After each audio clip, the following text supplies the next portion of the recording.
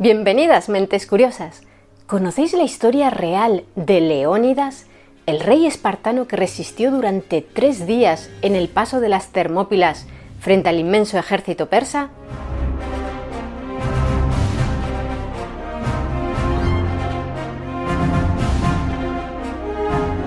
Seguramente para muchos de vosotros sea difícil oír hablar de Leónidas I, el rey de Esparta, sin que acudan a vuestra mente las imágenes de la popular película 300, basada en la novela gráfica homónima de Frank Miller. Al igual que hicimos en el vídeo sobre William Wallace, no vamos a mencionar punto por punto aquellos aspectos del filme que no coinciden con los datos históricos. Vosotros mismos los podréis ir descubriendo, pero ya os adelantamos que es muy probable que Leónidas no estuviera en tan buena forma física como en la película, dado que tenía unos 60 años cuando se produjo la batalla de las Termópilas. En el siglo V a.C., Esparta era una de las ciudades-estado griegas más importantes, junto a Atenas, Corinto y Tebas, pero se diferenciaba de estas en muchos aspectos. Por ejemplo, carecía de murallas, ya que estaba rodeada de montañas y consideraron que no las necesitaban. Y su polis estaba formada por 5 aldeas cercanas que acordaron establecer instituciones comunes y convertirse así en una ciudad-estado. Pero, sobre todo, la principal diferencia era que la vida en Esparta estaba orientada completamente a la vida militar. En las demás ciudades griegas solo se luchaba en caso de necesidad. Si había una guerra, los ciudadanos tomaban las armas, pero el resto del tiempo el ejército era poco más que una guardia nacional. En cambio, en Esparta, los ciudadanos de pleno derecho, los homoioi, eran instruidos obligatoriamente desde los 7 años en la agogé, la educación espartana, en la que se rechazaba todo individualismo y se preparaban para la vida militar. Apartados de sus familias, los niños eran llevados a barracones y sometidos a un duro entrenamiento físico dirigido a convertirlos en soldados perfectos que resultaran de utilidad al Estado. Pero incluso antes de los 7 años, tampoco llevaban una vida fácil. Nada más nacer, un grupo de ancianos examinaban al niño y decidían si era lo suficientemente robusto y no tenía defectos físicos.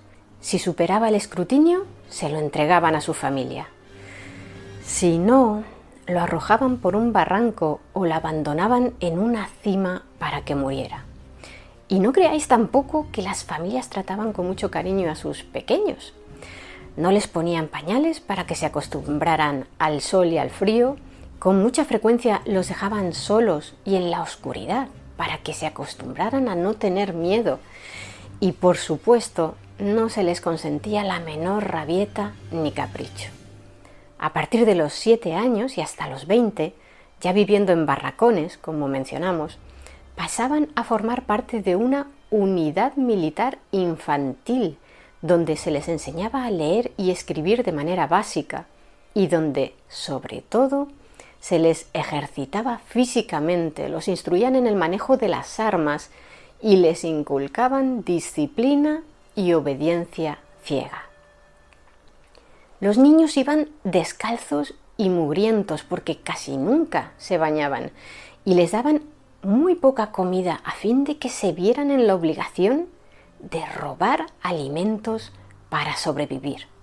Si los pillaban hurtando, sus instructores los castigaban severamente, pero no por el hecho de robar, sino por su torpeza al haber sido descubiertos.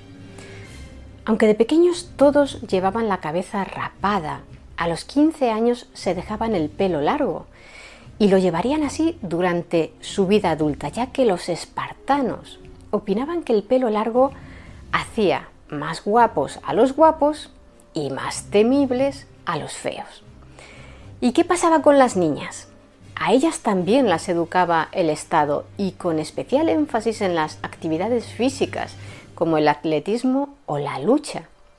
Pero su objetivo no era crear guerreras, sino madres que engendraran hijos fuertes. A las mujeres espartanas se les inculcaba la idea de que los sentimientos eran una debilidad y que el matrimonio solo tenía el fin de producir niños que se convirtieran en guerreros. Por ello, no estaba mal visto socialmente, por ejemplo, que un marido cediera a su esposa a alguien más joven y fuerte para que engendrara futuros luchadores de calidad. Una vez completada su formación, los soldados espartanos podían servir en el ejército hasta los 60 años de edad. La forma de gobierno de Esparta también era bastante peculiar, pues se trataba de una diarquía. Tenían dos reyes al mismo tiempo, uno perteneciente a la dinastía de los Agíadas y otro de los Euripóntidas, y no se repartían el poder. Ambos eran al mismo tiempo sacerdotes de Zeus y jefes militares permanentes, por lo que ambos podían dirigir a las tropas en las batallas. Según la tradición mitológica, esto era así desde que dos hermanos gemelos descendientes de Hércules gobernaron al mismo tiempo Esparta, al no ser capaces de averiguar quién de los dos había nacido primero. De uno de los gemelos descendían los Agíadas y del otro los Euripóntidas, por lo que supuestamente tenían un linaje ancestral común. Una hipótesis más lógica y menos legendaria es que los espartanos adoptaron la diarquía para evitar el riesgo de caer en manos de un monarca dictatorial que abusara de su poder. Leónidas I, por tanto, era un rey, pero no un monarca, sino un diarca. Él pertenecía a la dinastía de los Agíadas y era hijo del rey Anaxándridas II. Su nombre, Leónidas, significaba descendiente de león. Durante su reinado, el otro diarca de Esparta fue Leotíquidas II, de los Euripóntidas. Leónidas nació en torno al año 540 a.C. y accedió al trono en el 490 a.C., a los 50 años de edad, tras la muerte de su medio hermano Cleómenes, quien, según Heródoto, se acuchilló a sí mismo varias veces, desde los muslos hasta el vientre, en un arranque de locura. Para consolidar su posición como rey, Leónidas se casó con la hija de Cleómenes, Gorgo, que era por tanto medio sobrina suya y tenía por aquel entonces unos 16 años, 34 menos que Leónidas. Juntos tuvieron al menos un hijo, Plistarco, que fue rey tras la muerte de Leónidas. Para comprender mejor la famosa batalla de las Termópilas, que tuvo lugar en el año 480 a.C., es necesario saber que los atenienses habían infligido una humillante derrota a los persas en la batalla de Maratón, una década antes, en el 490.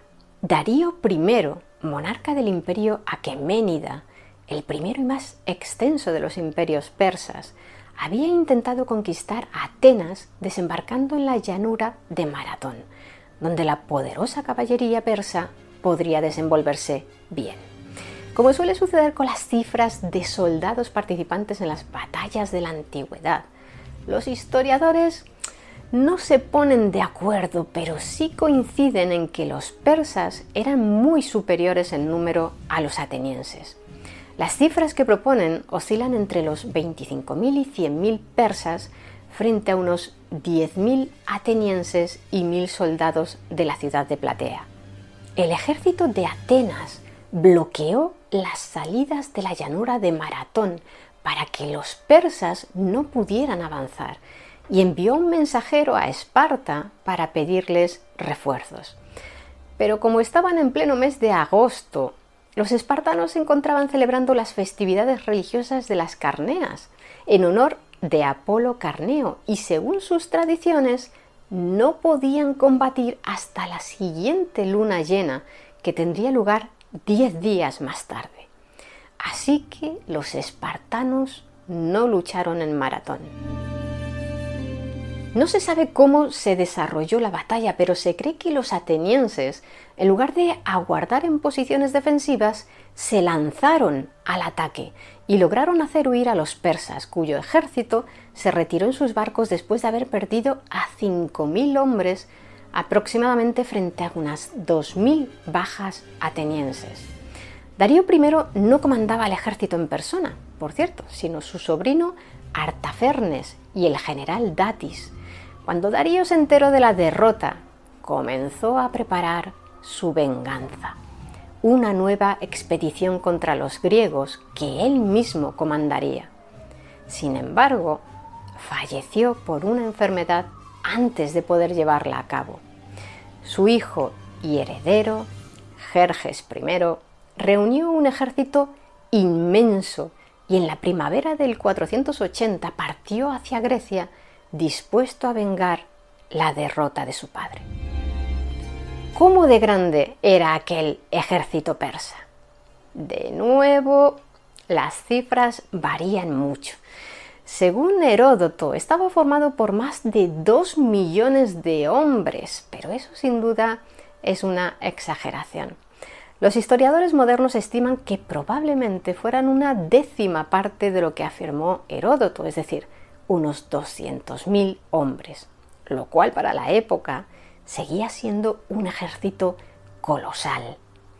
Antes de lanzar su invasión, Jerjes envió embajadores a las ciudades griegas exigiendo tierra y agua, es decir, que renunciaran a todos sus derechos sobre sus tierras y se subordinaran de manera incondicional al imperio aqueménida, ya que la tierra y el agua eran los símbolos del vasallaje persa.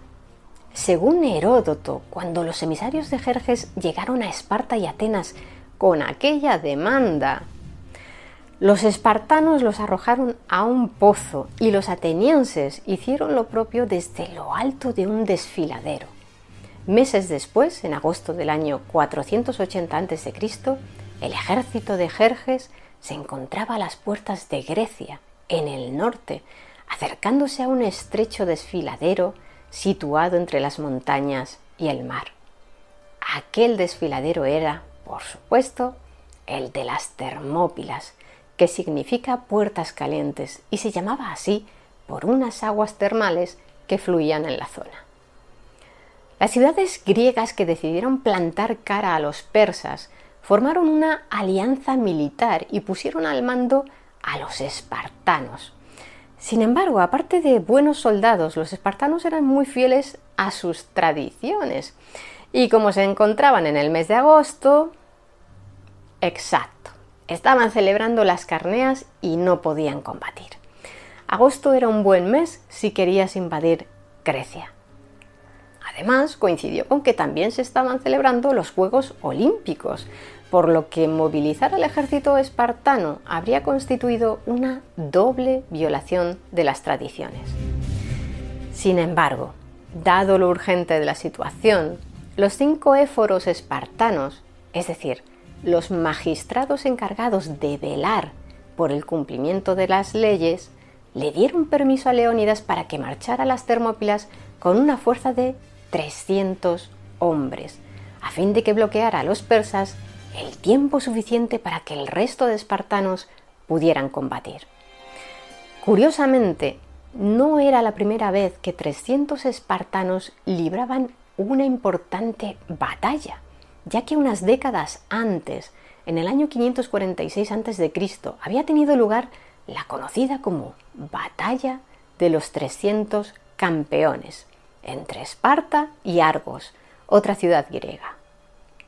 Según Heródoto, Esparta había capturado la llanura de Tirea, un territorio situado entre Argos y Esparta. Cuando los argivos, los habitantes de Argos, acudieron a luchar contra los espartanos, ambos ejércitos acordaron que se enfrentarían 300 campeones de cada ciudad y el ganador se quedaría el territorio. De ese modo, se reduciría el número de bajas. Una vez seleccionados los 300 campeones de cada bando, el grueso de ambos ejércitos se retiró a su ciudad para evitar que el resto de los soldados cayeran en la tentación de unirse a la lucha en favor de sus campeones. Establecieron como norma que no habría heridos. Ganarían quienes aniquilaran por completo a sus rivales. Los elegidos lucharon encarnizadamente durante todo un día y cuando anocheció solo quedaron en pie 2 argivos llamados Alquínor y Cromíos. Creyéndose vencedores, abandonaron el campo de batalla y corrieron a Argos para anunciar su triunfo. Pero no todos los espartanos habían muerto. Uno de ellos, Othryadis, había sobrevivido.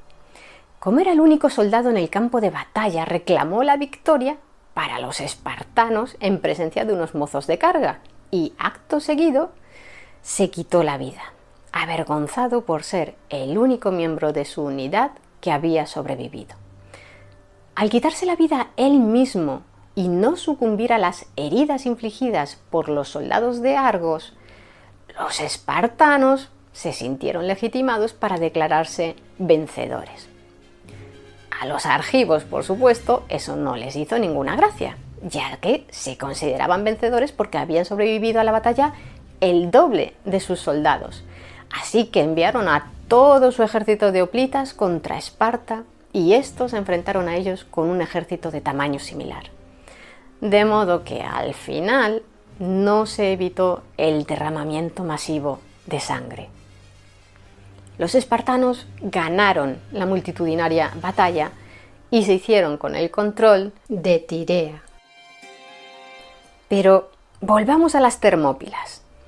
Leónidas escogió a sus 300 soldados de entre su guardia personal, los hipís, seleccionando a aquellos que tuvieran hijos varones. Según algunos historiadores, para garantizar que el linaje de los que iban a perecer perdurara. Según otros, porque sabía que quienes tenían hijos a los que proteger de los persas lucharían con más ahínco. ¿Quién sabe? Quizá fuera por ambas razones. El caso es que Leónidas llegó a las Termópilas antes que los persas, pero no lo hizo con solo 300 soldados, ni mucho menos, sino con una fuerza de unos 7.000 hombres procedentes de diversas regiones griegas, aunque sin duda los 300 espartanos eran los mejor adiestrados para combatir. El estrecho de las Termópilas, en su punto más angosto, tan solo medía 15 metros de ancho, por lo que la ventaja numérica de los persas en un frente tan pequeño quedaba reducida a la posibilidad de reemplazar sus bajas muchas más veces que los griegos. Además, una de las principales armas persas, su caballería, tampoco resultaba eficaz luchando en una especie de pasillo natural. Cuando los persas llegaron a las Termópilas, Jerjes envió a un explorador a caballo. Los espartanos le permitieron que los observara en su campamento mientras se peinaban y decoraban las melenas con mucha tranquilidad. Y es que esa era la tradición espartana antes de los combates. Cuando el explorador informó a su emperador de lo que había visto, Jerjes envió a Leónidas una oferta. Los declararía amigos del pueblo persa y les concedería tierras fértiles si deponían las armas. Según el historiador griego Plutarco, la desafiante respuesta de Leónidas fue: ven y tómalas. Durante los 3 días siguientes, Jerjes no atacó, esperando simplemente a que los griegos huyeran, abrumados por enfrentarse a una muerte segura. Pero al 5.º día desde su llegada a las Termópilas, viendo que no se producía la desbandada, ordenó atacar. Primero envió a tropas de infantería ligera, equipadas con escudos de mimbre, pequeñas lanzas arrojadizas y espadas cortas, por lo que estaban en desventaja frente al dori, la lanza de los hoplitas espartanos, que era demasiado pesada para ser arrojada contra los enemigos, pero que, gracias a su longitud, podía herirlos mucho antes de que estos alcanzaran a quien la portaba. Y por supuesto, los espartanos también contaban con la ventaja de su escudo, el oplon, del que deriva la palabra hoplita. Circular y de 1 metro de diámetro aproximadamente, pesaba 8 kilos y estaba hecho de un armazón de madera recubierto por una placa de bronce en su parte exterior. En la zona interna, forrada de cuero, había un brazal revolucionario en su época que se adaptaba al antebrazo del hoplita. Gracias a ese tipo de agarre, el soldado podía empujar con el escudo a los enemigos durante el combate y además le permitía una amplia variedad de movimientos. Los persas trataron de abrirse paso entre las compactas filas de la falange griega, pero, según narra el historiador Ctesias, cuando su primera oleada fue aniquilada, solo había conseguido matar a 3 espartanos. A continuación, Jerjes envió a sus tropas de élite, los Inmortales, un regimiento de la Guardia Real formado por 10.000 hombres, pero también fueron derrotados. Al día siguiente, la infantería persa volvió a la carga con la esperanza de que los griegos estuvieran debilitados por las heridas y el cansancio de la jornada anterior, pero nuevamente fracasaron en sus ataques. Por desgracia para Leónidas y sus hombres, en la noche de aquel día, un griego de Tesalia llamado Efialtes se presentó ante Jerjes para revelarle la existencia de un paso secreto en las montañas que permitía rodear la posición de los griegos. La versión tradicional indica que Efialtes actuó movido por la codicia, con la esperanza de ser recompensado por los persas, pero tras la derrota posterior de estos en la batalla naval de Salamina y su retirada de Grecia, nunca llegó a beneficiarse por su traición y se vio obligado a huir a Tesalia, donde hubo de permanecer escondido hasta su muerte, porque los griegos habían puesto precio a su cabeza. Gracias al chivatazo de Efialtes, Jerjes pudo emplear el sendero secreto para enviar a 20.000 hombres, muchos de ellos inmortales, a rodear a Leónidas, quien, conocedor de la existencia de aquella senda, había colocado en ella a 1.000 hoplitas de la región de Fócida para defenderla.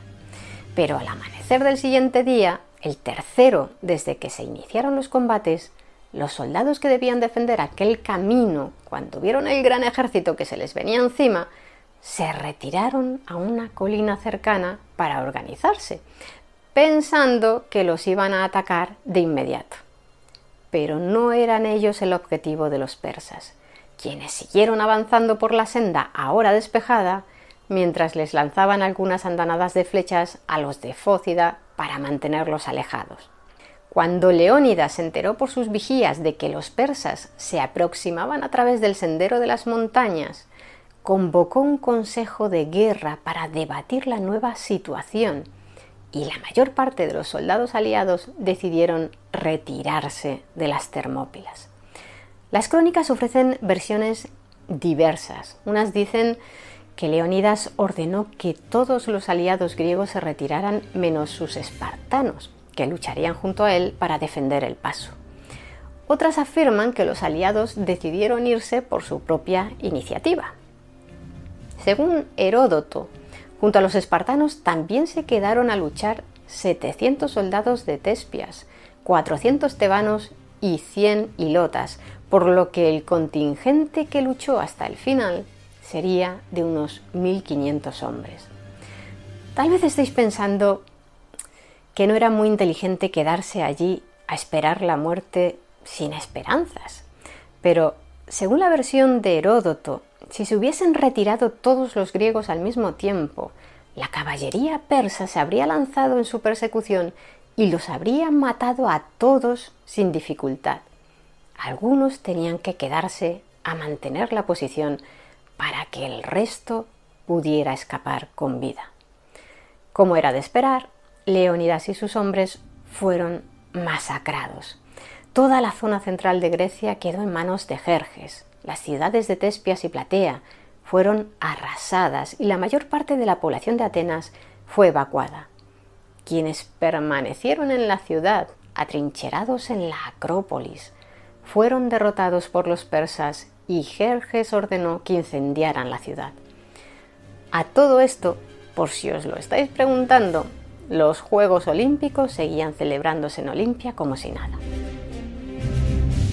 Apenas un mes después de la derrota griega en las Termópilas, los persas fueron derrotados en la batalla naval de Salamina y Jerjes decidió regresar con el grueso de sus tropas a Asia. Los atenienses pudieron regresar a su ciudad en invierno. Una vez reorganizados, al año siguiente los griegos consiguieron derrotar al ejército persa en las batallas de Platea y Mícala y recuperar definitivamente el control sobre su territorio. ¿Y qué sucedió con el cuerpo de Leónidas? Según los textos clásicos, el diarca espartano murió en las Termópilas atravesado por varias lanzas persas. Aunque los griegos lucharon con fiereza por proteger su cadáver, cuando todos hubieron perecido, menos los tebanos que se rindieron, Jerjes, furioso con Leónidas, ordenó que lo decapitaran y clavaran su cabeza en una estaca.